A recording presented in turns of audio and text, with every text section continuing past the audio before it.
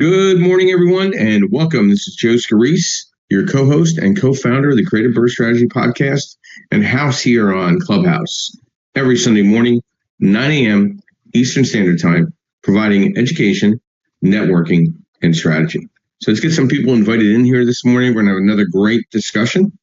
Really going to dive into rental, demand and growing, how to capitalize strategies and scale in your current real estate portfolio or starting off. We'll touch on the beginner as well. I mean, the newbie needs to know how to get in and scale. It's very important. So we're going to really pound this out today. I'm really excited about this discussion this morning, and what a week that we're having here right now. So I'm just punching people in, and then I'll invite some peeps up and get rocking and rolling here in just a few minutes. Just as fast as my thumbs will move, I will push this out and get this all going. But in the meanwhile, I'd love to thank our sponsors today. Of course, I'd like to thank Landmark Capital, where I'm a senior loan analyst. I'd like to thank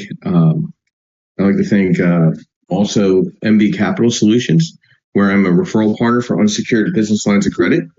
I'd like to thank Real Estate Mastermind Strategies, where we're now in, I think, 4 states. We're going to go into 5 in networking, education, and support and strategy for real estate investors and professionals.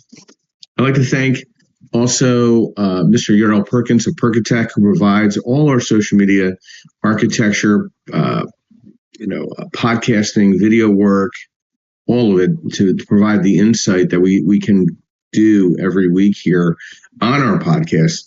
We're now hitting anywhere between 3,500 and 4,500 views a week, so I'm quite excited about that. We're getting a lot of traffic. We're trying to make sure we keep the educational subject matter at a high level where people, appreciate it and leverage and utilize it for their own endeavors, or their circle of influence, or their team of experts, or the moderators. We're working with the moderators and seeing what they're up to and how you can work with them and scale. So today's discussion kind of ties into a lot of what was going on with the Jackson Hole Symposium on Friday. Wow, really covered a lot of discussion there. It's all signaling a likely interest rate cut in September. The Fed Reserve Chair Jerome Powell said Friday that raising risk to employment warranted a policy adjustment. So with job reports somewhat questionable, inflation somewhat under control, but costs are still moving up, I think there's obviously a concern.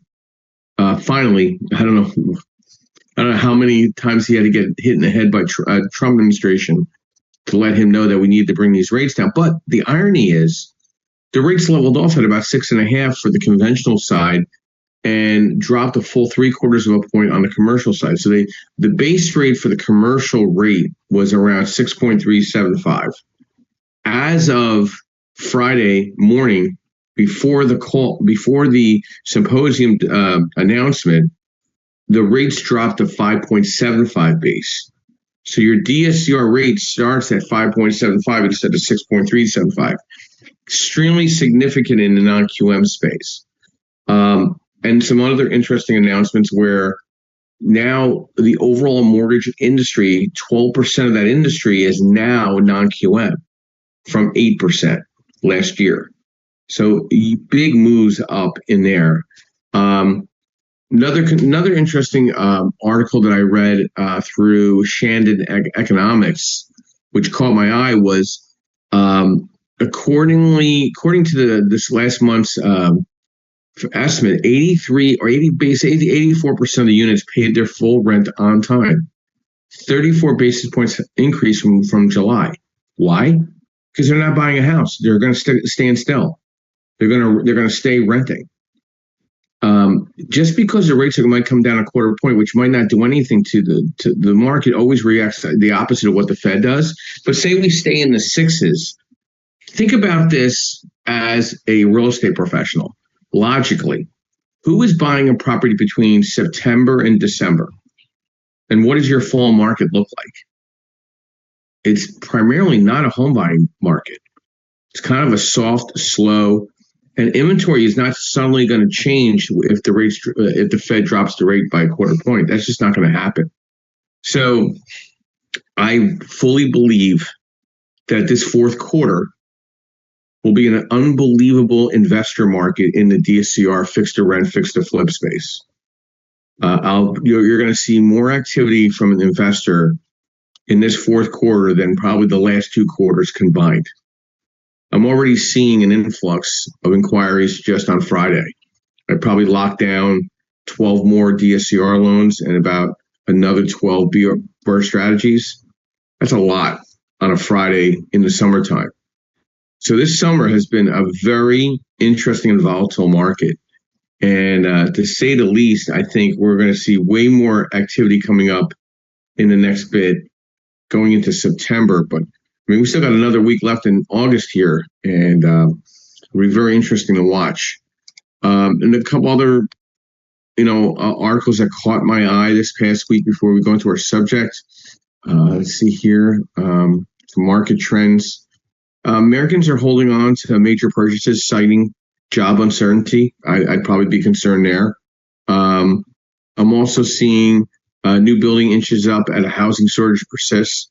So you're seeing new construction, you're seeing build to rent, you're seeing activity. I really feel it's going to be strictly investor play. I was with, where was I yesterday? Yeah, I was there yesterday. I was having brunch and with a couple of colleagues of mine. I said, hey, how's the Philly market looking? And he's like, I don't know how these realtors are surviving unless they're doing a lot of rentals. Nobody's buying in some of these urban settings. And I'm like, man, they all must have a full-time job in what they're doing, because how they're going to support themselves. I mean, they're going to be that quiet this fall for home buying. I really feel like if you're not investor-centric, you're kind of like already behind the 8 ball. So if you're not thinking about pivoting, I would pivot very soon. So getting into our discussion here this morning, rental demand is growing and how to capitalize strategies and scaling your real estate investment portfolio. The market is shifting, and why is the renter demand rising? Because affordability gap, lifestyle trends, demographics, economic headwinds. Where are the opportunities in today's rental market? Single family rentals, midterm rentals, multifamily and build to rent, affordable workforce housing. How are you capitalizing in smart financing? DSCR loans, portfolio blanket loans, bridge loans, fixed to rent strategy, and a big movement in the foreign national and private capital space. Scaling your portfolio strategically, market selection, leveraging property management. When's the last time you sat down and had lunch with a property manager or several? That's where your off-market deals are. You're leaving a lot of money on the sidelines when you're not talking to at least 1 to 2 property managers a month and kind of finding out who the tired landlord is and who's trying to get rid of their properties. The property manager can't buy all the properties, but they want to retain the accounts. Building your power team, and then obviously tying it into tax and wealth strategies. We're having a bunch of courses coming up on 1031 exchange, cost segregation, depreciation benefits, the white label lending and partnerships. I just announced November 15th, we are having the ultimate workshop for asset-based lending. It'll be a 9 to 5 workshop all day. We're starting it in Philadelphia, then we're going to North Jersey, and then we're going into New York, and then we're going to go to other states.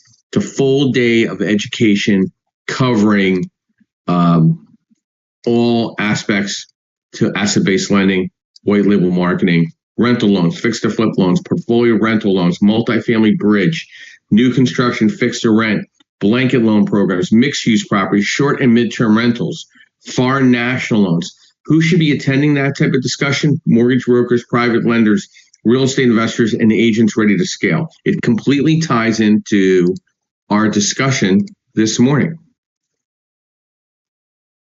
Now, you got to also take into consideration risk management in growing a renter economy, tenant diversification, liquidity buffers, meaning, why do you think I offer unsecured business lines of credit through MB Capital? Because I want people to stay liquid. You also have to be aware of regulatory awareness. So what lenders are allowing no seasoning or have a seasoning product on a refinance? What's that burst strategy leverage look like? Does 100% financing really look like 100% financing? And what are your exit strategies to your property? You get into a property, what's the hold plan? Who's going to maintain that property? And some action steps for investors. Analyzing your current portfolio's cash flow versus appreciation potential. Adding at least one scalable strategy, whether it's MTR, SDR, expansion, SFR expansion, multifamily. Leveraging DSCR and portfolio loans to grow without income caps. Networking with investors, lenders, and property managers for deal flow. Creating a 12 to 24-month scaling blueprint tied to market trends. Renter demand isn't a short-term trend, it's a structural shift. The investors who systemize acquisitions and financing and management today will be positioned to dominate the market over the next decade. Amy, good morning. Thank you for your patience. Brief overview, who you are, what you do. Thoughts to our discussion this morning. Renter demand is growing. How to capitalize, strategies. Good morning, Joe. My name is Amy Palvido. I wear a couple of hats. I am the chairwoman of the U.S. Council, which is the association for the real estate technology industry in the United States. I'm also a longtime real estate investor. I'm actively real estate investing today. I've been in real estate investing since 2008, and I've been in real estate construction since 2003. So, long time. I would say that, obviously, economic issues. If you're going to capitalize now, if you're new to the game and you want to get into being a landlord, and you want to start, most people start small. They start with single family homes. But if you haven't done for enough, enough equity behind you, and I would say it's like if you've got, 200K in the bank, I would suggest that you look for a small multifamily deal, like a 5 unit or 6 unit there, because the commercial loan category, those loans will be a little bit easier to get, and Joe could take you in the right direction. But you'll scale a little bit faster. And if you don't have that amount of equity and you don't have a good credit score, no problem. Just start smaller, but work to that. I think everybody should scale towards commercial, because I think that's what I was on, and I was able to grow up. I have the ability to start with a 5 unit. I would do that. Realtor demand. And I think we're in this for a little while. I don't think home buying becomes a thing again until 27, but my crystal ball was a long time ago. I just think there's enough in the market, and people weary, and this is really haven't adjusted to where the mortgage rates are, I don't think. So there's going to be we're in it every day, but that's just what I'm doing.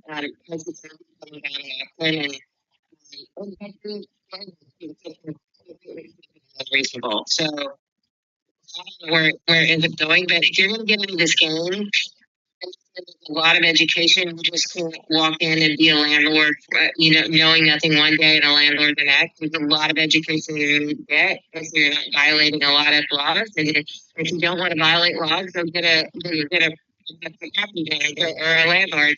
That's what they're doing, so you're not doing it. The couple of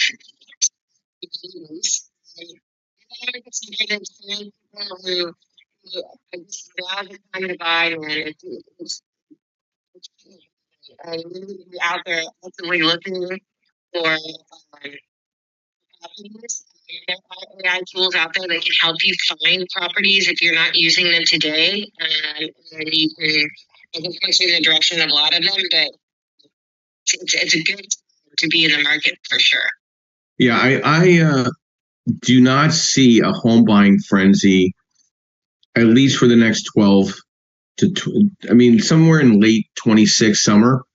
If the golden year is really upon us next year, It's very hard to see. I mean, I look at inventory right now; it's so stale. It is so stale everywhere.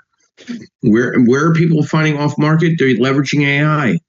They're leveraging AI all day. That's all they're doing. They're using AI bots to call people, look for off market opportunities, communicating with people to do mass amount of marketing. I mean, I got one guy that he puts out 5,000 texts a day to see if any real estate agents have anything, remotely off market or remotely there's a discount, right? I have one guy that all he does is focus on listings that are 5 months into the listing that are on the market. Why? That realtor only has 1 month left typically to sell that property or they lose the contract, right? Right. So it's almost like a sand of time turned over, and it's almost like an assignment agreement at that point. So if you're going to get any form of discount, it's going to be in that, or any kind of good communication by that listing agent. They haven't had no bites, or there's something going on with the property, or there's something going on with the sellers, or whatever the case may be. Is there might be a window of opportunity. I'm seeing a lot of people identifying other clients that fall out of other deals. I sat down and had lunch with a couple clients on Friday, and they knew about this client that just kept screwing around with some lenders that were overpromising and under delivering. He did not close. This young man jumped in. He's buying a 9 unit. Okay. And I'm going to aggressively leverage that property and get him into the deal with maybe 10% down on a purchase and 100% on construction financing. And then I'm going to take him out. Okay. And he took advantage of somebody else's stupidity. And I am seeing some stupidity in investors that are trying to scale too quick. Right. So that's a concern I have right now. I have a past client that I know. He is now in foreclosure in 6 properties. He is done for the next 4 years. He can't buy bubble gum because you know why? He has no exit strategy, right? When you have a foreclosure, you're done. It's over. Okay? Go work at Walmart. Knock yourself out because you're not buying anything for 4 years. So a lot of people don't look short-term and long-term at the same time. They don't know how to grow. They don't know how to communicate. And they need to learn how to get better communication skills. They got to pull the Band-Aid off immediately on any type of circumstances. What's your thoughts on why I feel like property managers are the key source for off-market rentals? I feel like they have the insider access, problem properties, market intel, trust and relationships. They try to build relationships first in their space. They offer referral fees. They position themselves as a solution. So what's your thoughts on that, and how is that tying into what you're doing in PropTech right now? So they will be, right? But the property managers are typically going to be on, well, it's not necessarily, but typically they're going to be on larger properties unless they're managing a portfolio of homes or managing homes for a lot of different people, like they're professional realtors / property managers, and they're managing a bunch of assets. But yeah, they're talking to those owners every day. They're just not the truth. And exactly what's happening on any of those properties. They're great at the lines and understanding, you have to find who those are those associations for residential property management. I think it's NARPM or something. But depending on the size of asset you're trying to chase, there's a property management association for you. You probably should join, even if you're not a property manager, because you want to be talking to those people. You can say you're a property manager, that you're going to property manage your own properties. But at the end of the day, you want to be in the room with them. They know exactly what's struggling, because when they call to go make you've got an HVAC unit, and the owner's going, they could last a little longer. They know you're in trouble. Right? The property managers are a great source.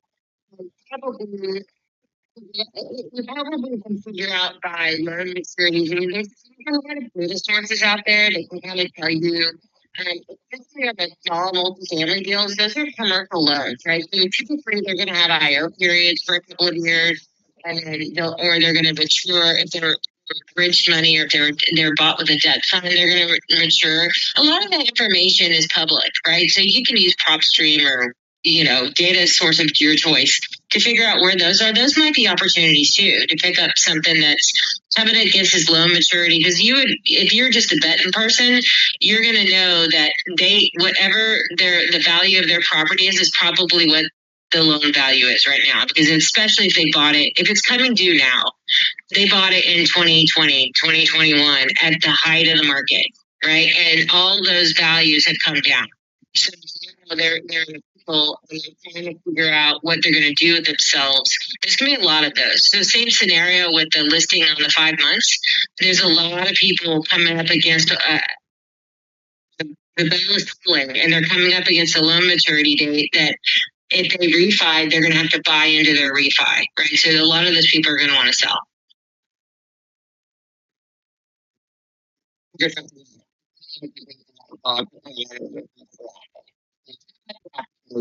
Yeah, I am seeing the small balance multifamily growing immensely with the investor that's trying to scale that 5 through 12 multifamily.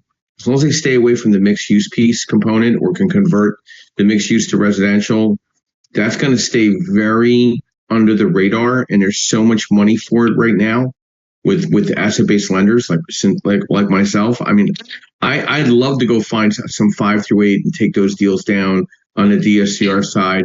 Bridge, it all depends on your experience. Like that's the thing. Like a lot of people want to get into it.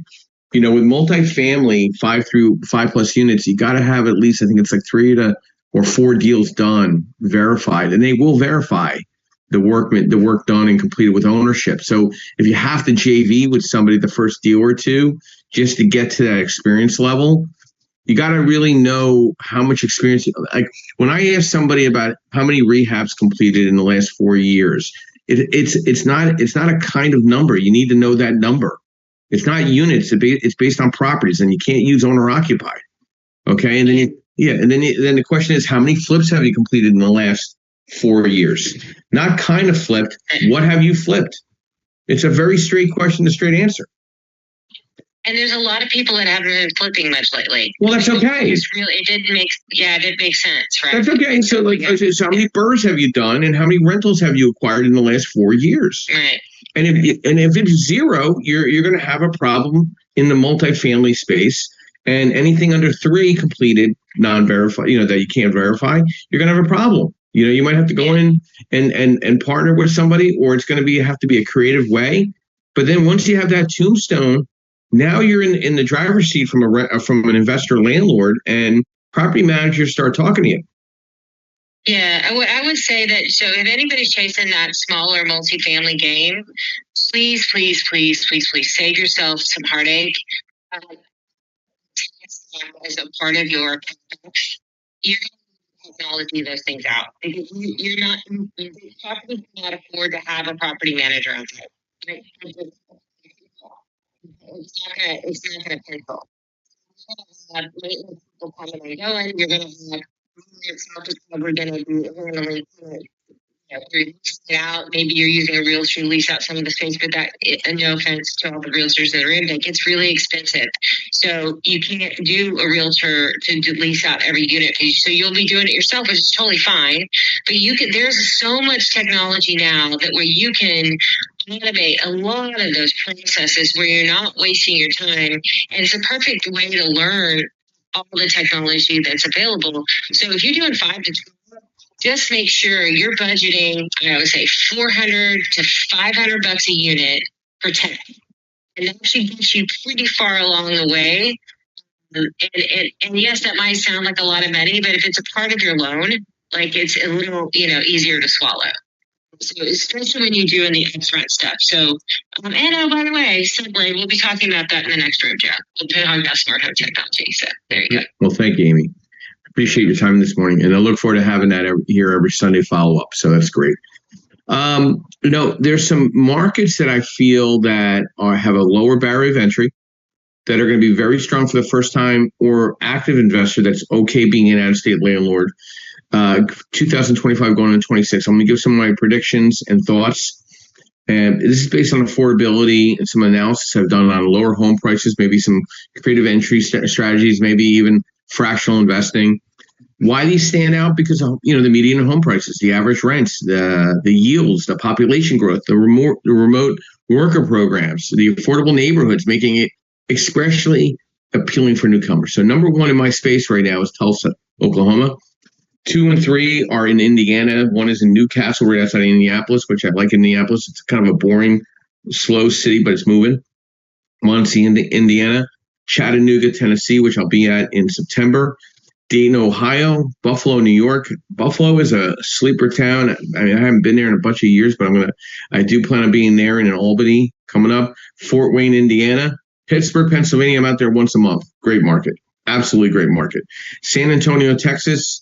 McKinney, Texas, Cary, North Carolina, Richmond, Virginia, Muskie, Oklahoma, Hutchinson, Kansas City, Burlington, Iowa, Tulsa. I mean, again, Boise, Idaho, Worcester, Massachusetts, Grand Rapids, Michigan.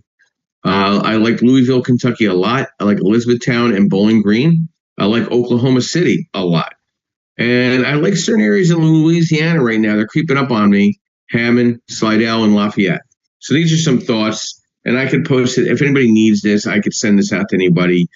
Some markets, you could always privately email me. Do not DM me on here because I will not see it for I don't know how long, so keep that in consideration.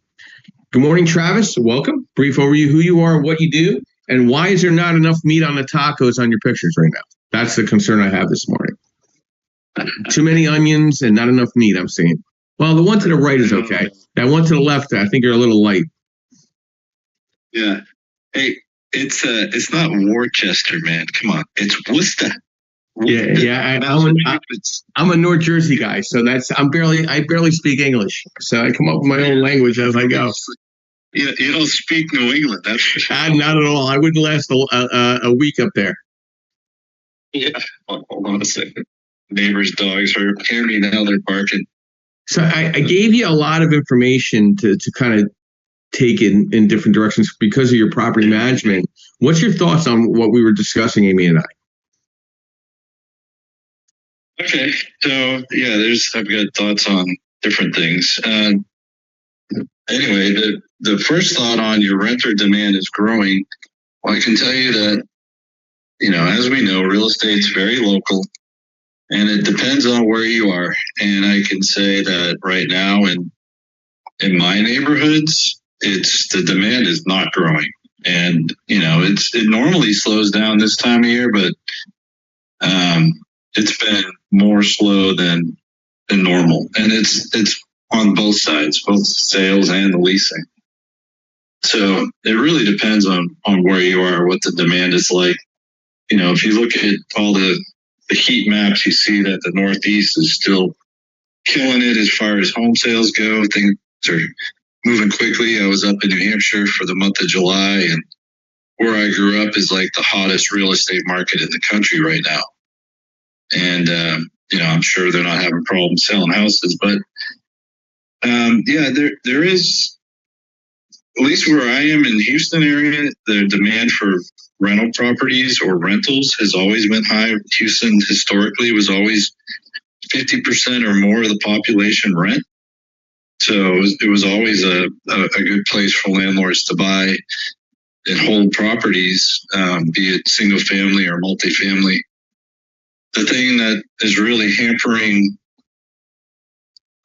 selling the single families that are rentals already is the fact that the numbers really don't work, right? Our property taxes have always been higher than most of the country, but now our insurance rates are so high that when you start looking at putting 20 to 30% down, with the current rental rates, we'll say the average rental rate is $2,000 to $2,100 a month, and you're paying $300,000 for a house, it just doesn't cash flow. So unless you're buying them cash or putting a substantial amount of money down, somebody that wants to do something like a DSCR, it's not going to work. Now, I'll give you an example. I just sold one of the ones that I had been managing for a while. It's in the town center of the Woodlands. It sold for $750,000. $40,000, and the people bought it and they're happy about it. They're renting it out and they're only getting $4,000 a month in rent. It's like, okay, whatever. I guess you're betting on appreciation and obviously not worried about what it's going to pull in for rental income, because those numbers don't work for me. So that's my thoughts on as far as the rental demand.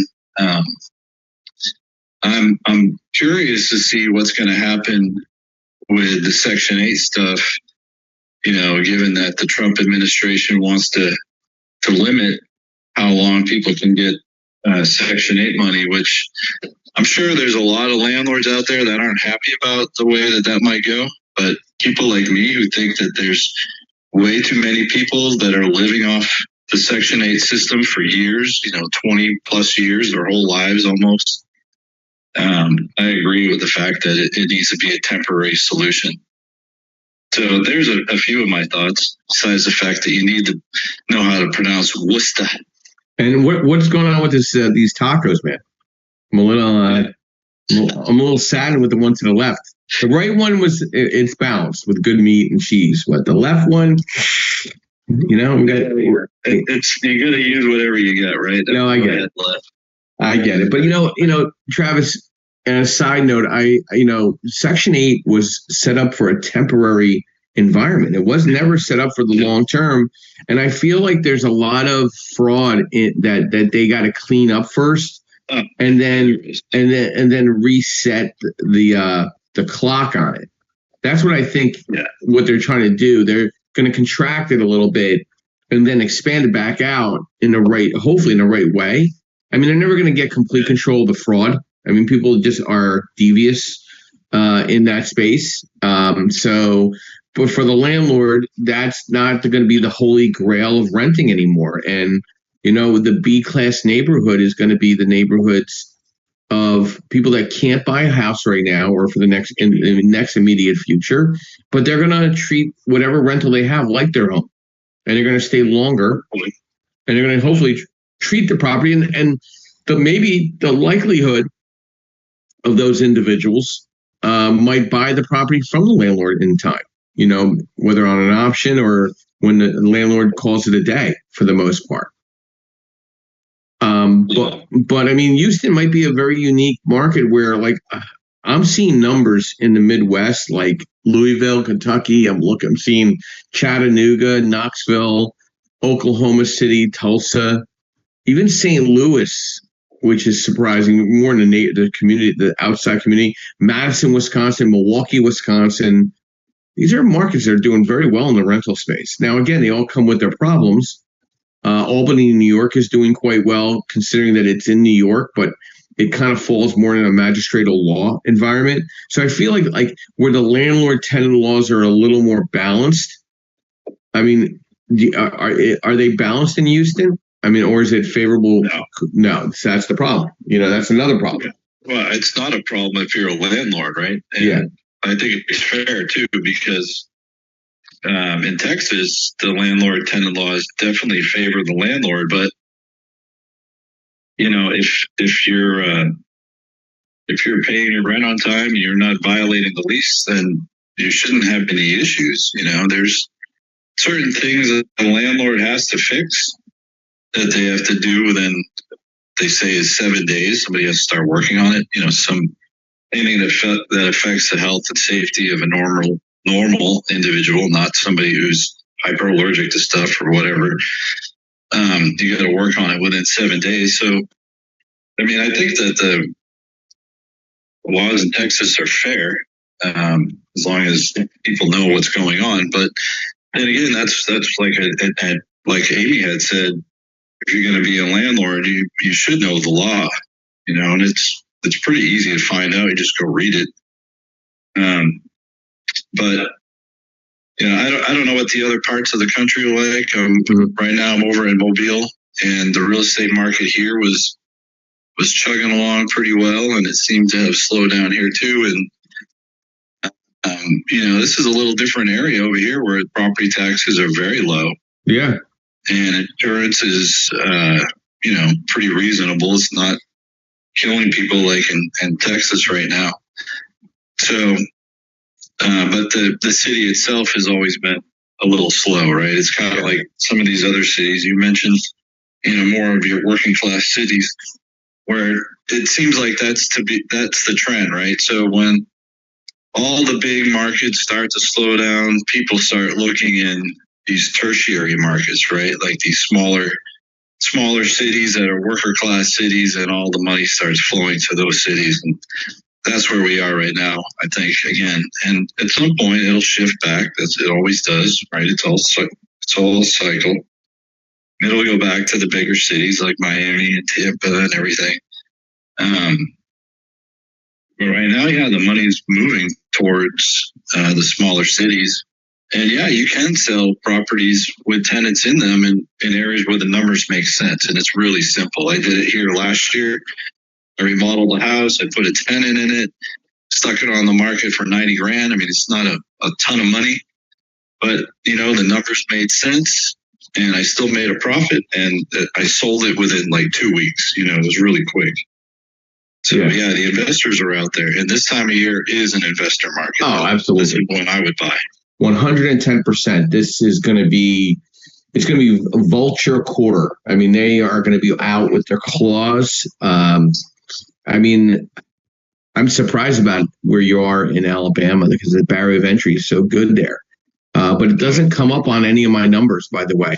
Birmingham or Mobile, like nothing at all, which is surprising. Hey, Joe. Yes. What do you think about, or you and Travis, I wanted to jump in. What do you think about this whole reindustrialization of America? And maybe the play is to follow where the new industrial sites are being built.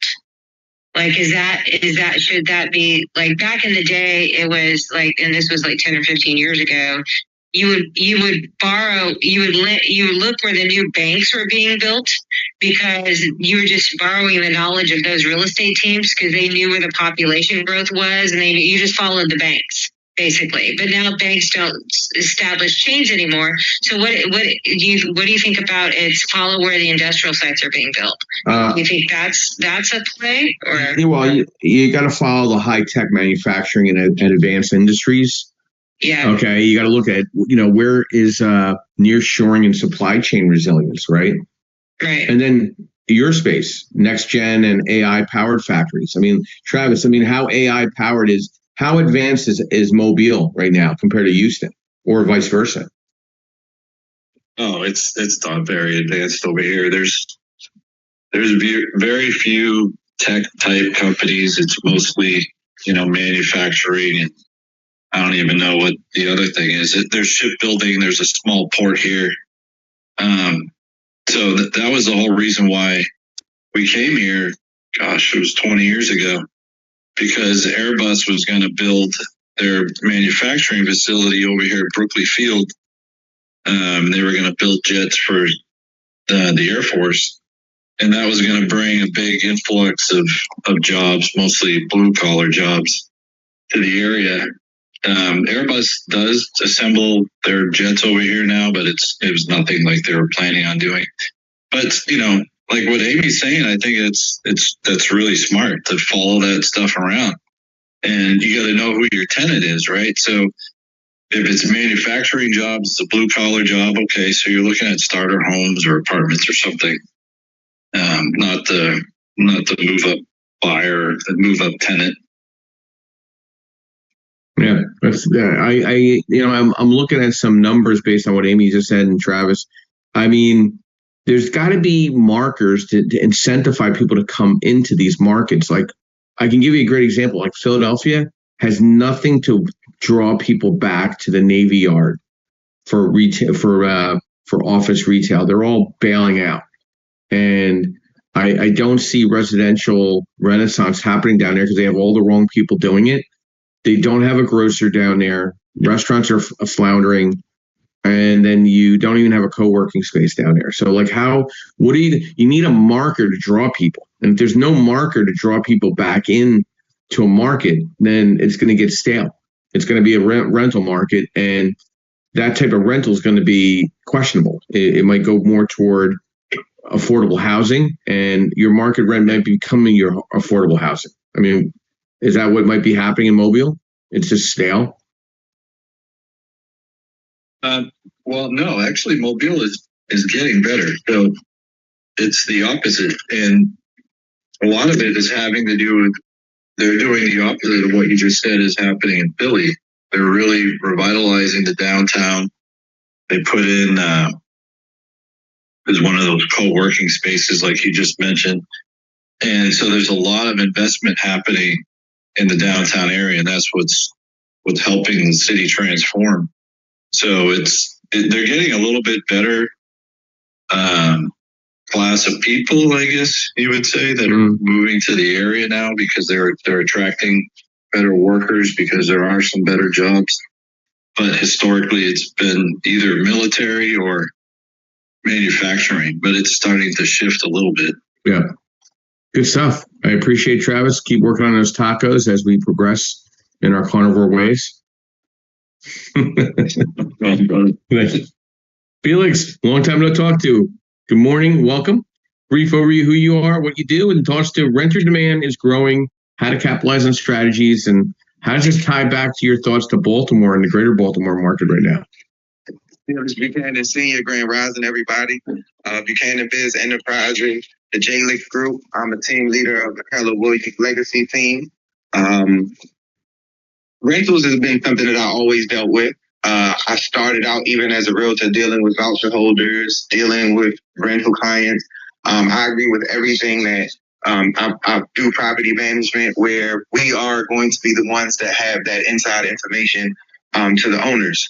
We will be able to identify whether that owner's in trouble with that property and or, as Travis was just saying, selling the properties in certain areas with the tenants in it. As long as you can provide the T12, your rents are up to date, things of that nature, then there's no reason that another investor would not come in and take that property with the tenants in it, especially if it's income producing.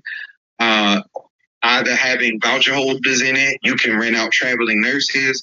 There's just a multitude of things when it came to rentals.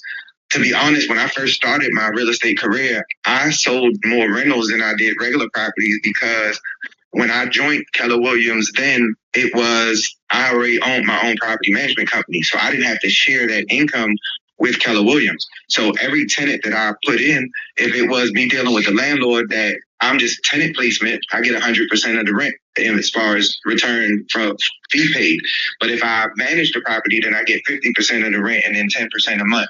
And of course, if they have multiple properties, then I charge less to rent the property. But a couple of the renters I turned into helping them, the voucher holders, helping them buy properties. The voucher holders are bringing back the programs where they used to, VRHP, Section 8, they used to help the tenants by giving them down payment assistance, where they're going to bring that program back to putting them in a position to helping them buy homes. I think rentals are great, especially if you manage your property correctly, whether it's a single family or multi-unit. It just really depends on what direction you're looking to go and what return on investment that you're looking to get. There's just a variety of ways in which you can go. I know that there's a lot of people that complain about voucher holders, Section 8 and things of that nature. Knock on wood, and thank God I had one bad Section 8 tenant and she never even made it into the property.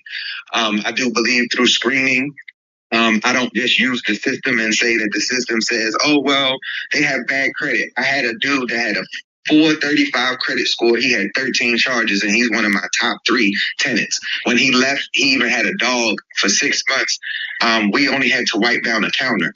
So I don't judge people based off of whether you have the voucher or your credit scores or this. It just comes that when I talk to you throughout my screening process, I know whether or not you're a good tenant. When I meet with you, your application, the way that your car looked, the way that you dress, how you talk, it all falls into it, because I've had some tenants where people would think, oh, she's popping off, she's slick in her mouth, but when it comes to her handling her business with her rent and making sure that your property is in order, it's It's been excellent. So I do believe, I've always believed in rentals. I do believe it's coming back, as it was stated earlier, mainly because people can't afford to buy houses, one, and or especially here in Baltimore, what you'll learn is that a lot of them are going to tell you that they don't want to buy a house. They feel more convenient with someone coming to fix the stuff when things break. They don't want to have to deal with the responsibility. A lot of people here deal with the responsibility of having to fix things. So that's my knowledge and wisdom for the day. Hey, Felix, did you make it down to that picnic, that potluck? Yeah, I'm gonna be there. It's the 29th. It's next week. Oh, it's next week? Yeah, I thought she changed it from the 22nd to the 29th. Oh, I didn't know that. Yeah, you sent me the information saying that. Oh, she did? Okay, let me see what happens. I'm losing my mind. All right. That's all good. I've lost my mind many times, so it's all good. We always doing this business. Oh boy. Oh boy.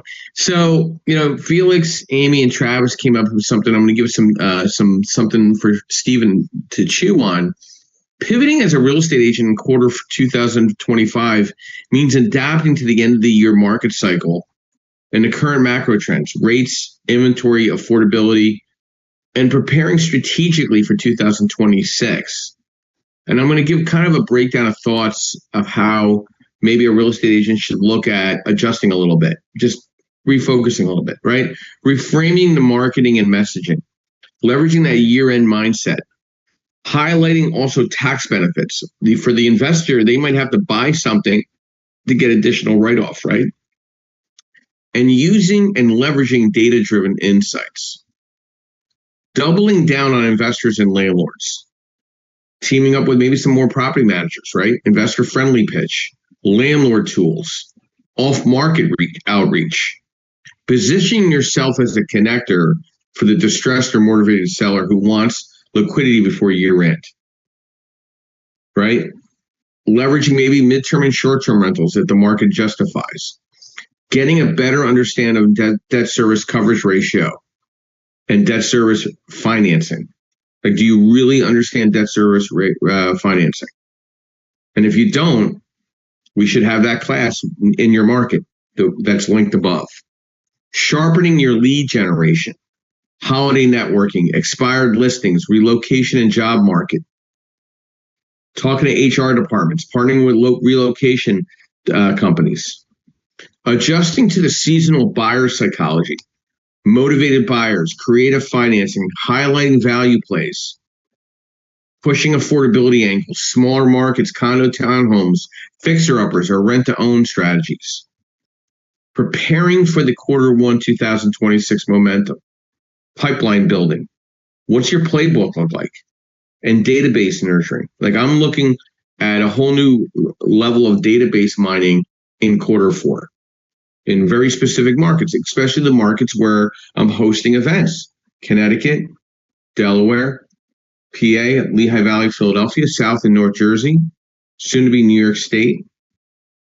So I'm looking at different markets that make sense to me to go after the investor that's bought a property in the last 6 months in the LLC, whether with cash or with another lender. A successful quarter 4 2025 pivot means balancing immediate opportunity, year-end for buyers and sellers, investors, tax-driven moves with strategic preparation, laying the groundwork for quarter 2026. Any agent who positions themselves as investor savvy, data-driven, and solution-oriented will carry the momentum into the new year. Stephen, good morning. Welcome. Brief overview, who you are, what you do, and thoughts to renter demand is growing, how to capitalize strategies. Hey, thanks, Joe. Yeah, this is Steve with REI Homepage. I'm a broker. I'm a buyer. My crew, I've got only one residential agent, so we're already very heavily in the multifamily, space, working on a couple tech projects. And I mean, I think, first of all, one of the things I'm doing for the first time ever, I think, is I'm doing cost segregation on my properties. Stuff up here is small. It takes a lot of properties to get enough to make it worth cost segging. But if you're sure you're hanging in till death do us part with these properties, accelerating that depreciation might be a nice way to make something work. I do want to address real quick on the Section 8 question. we've had about 15% of our people over the years be Section 8. And is there fraud? Yes, but I think it's being done backwards. Meaning, I think that what needed to be done was more investigators to look into specific fraud cases, rather than just picking a number and kicking people off. Because we have a couple of very long-term Section 8 holders, and they need it. There's no way around it. And if we just pick a number and kick them off, well, then with a declining economy and tougher jobs, and these people aren't physically able, where do they go? So I think that the thought process, and I'm glad to hear what Felix is saying, that some markets are actually doing what Pennsylvania never did, other states did, is say, hey, you're on Section 8 for a long time, we'll help you buy a house. It's cheaper for us to buy you into a house. So the program needs to be rethought. I just think it needs to be rethought with a scalpel, not chainsaw. But what I find that what I'm doing heading into this market, and I'm looking to make some pretty serious investments as the market changes, is you have to go back to the numbers. You have to not look and say, well, Airbnb has been this for the last 5 years. Yep, so have rents, so have sales. The last 5 years have been an anomaly. What was it before COVID? What is the actual, not worst case scenario, but what are the actual facts on the numbers? And I think you definitely, for me anyway, if you're in a Metro Philly ownership situation and you're saying, hey, people are coming here anyway, people will always spend big on Philly, New York. Yeah, that's great for that sector of investor. But for those of us at a level where, the cash flow spread has to be better and the buy-in has to be a little lower, all those markets you mentioned, Joe, Pittsburgh is one of the ones I'm looking at, Johnstown. Northeast PA, yes, but compared to when I bought in, it's got kind of stupid expensive. It's funny to hear Worcester come up because that was my back home. But really, my strong warning is being a resident. I will never be a residential landlord in Massachusetts. I saw my mother go through hell with it in the 70s. No way. There's too much tenant incentive stuff. But I think the other thing, as we refocus on how the market is changing and heading toward the rentals, is with the need for more affordable housing. Where are these Section 8 people going to go? Where are these people who are in that, I call it upper blue collar, lower white collar range? Building in Northeast PA is actually cheaper or equal to buying and renovating. So maybe that's your play. Maybe your play is getting a piece of land and putting, a bunch of, maybe not tiny homes, but something on it. Looking for that play that's going to work now and in the future. My last piece on that is your tech and your management and your team. And not all property managers are created equal. Don't just look at their licenses. Speaking this as a broker who runs a property management company, it's not about licenses and alphabet soup after the person's name. It's how do they handle this? Talk to some of their other landlords. Find out how they run it. Because we get clients every day on the management side because another wonderful, respected, licensed, all shiny stuff property manager didn't deliver in making these properties rentable and keeping them rented to good people. They don't screen them, like Felix said. Oh, they're on Section 8, they must be fine. No, put them through the same process. When you're picking a property manager, you're not picking a marriage, but you're certainly picking a live-in partner. You're picking someone who's going to be in charge of your thing for a reasonably long time. How do they screen? How do they decide? How do they handle tenants that run off the rails? Because retention is cheaper than turning over. So when you're looking at the future, you have to realize and you have to look at that. And one of the things we almost killed our business with, and I'll end with this. When Kelly was pregnant with Savannah, we gave all of our units to actually it ended up being 2 property managers, and they both almost killed us. We were 98% owners, 98% rented, yada yada, because 2 things they would do: they would churn tenants. I get my 1 month fee, and if the person fails out next month, I get my 1 month fee again. So they didn't care who they put in. We offer certain months guarantees of whatever to show, listen, we do care. We're not going to charge our people full times. And the second thing is maintenance, especially when they do substantial maintenance. They could turn the numbers up on the maintenance repair numbers. That may not hurt you, but if they try to throw bigger things in, make sure you consider having an independent, hey, you need a new roof. Maybe somebody else wants to look at that roof before you let the property manager's roofing company do the work. It is possible for a less than ethical property manager to really hurt the owner. And that's what I got. It is the time to buy. It's the time to look at things like cost seg. It is also the time to look at things like where you buy federal opportunity zone. There's a lot of benefits to buying in FOZs. When you examine locations, make FOZ one of your items that you think about. Also, never forget flood zone.